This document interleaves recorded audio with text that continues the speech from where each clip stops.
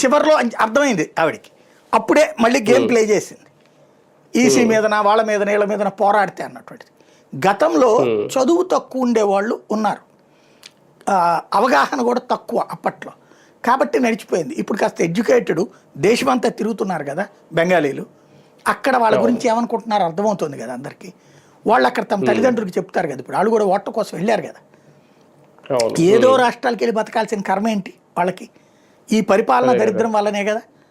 ఇప్పుడు ఆంధ్రాలో కూడా ఆంధ్రాలో ఉద్యోగం చేస్తున్నాడు, ఇంతకంటే మెరుగైన ఉద్యోగం కోసం వెళ్తున్నాడు కానీ పనుల కోసం పోవట్లేదు కదా. మనం చిన్న చితక పనుల కోసం పోవట్లేదు కదా. అక్కడ ఆ స్టేజ్ వచ్చింది.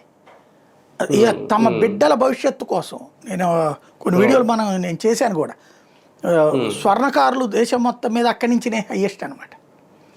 వాళ్ళు దేశంలో ఉన్న బంగారు కొట్లలో తయారీలన్నీ మూతపడిపోయినాయి కదా కొన్ని నెలలుగా, ఇదే కొన్ని వారాలుగా.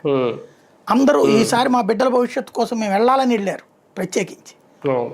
అదంతా దెబ్బకొట్టింది. అంటే బెంగాల్ ప్రజల భవిష్యత్తు బాగుండాలంటే మమతా బెనర్జీ పోవాలి, ఇదివరకు కమ్యూనిస్టులు పోవాలి, మమతా బెనర్జీ వస్తే తమ బతుకులు బాగుపడతాయని 15 ఏళ్ల క్రితం ఆమెకి ఇచ్చారు తీర్పు.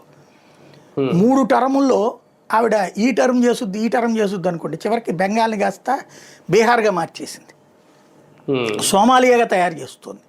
విరక్తి చెందినటువంటి వాళ్ళు ఇక తమ బిడ్డల భవిష్యత్తు తరాల కోసమని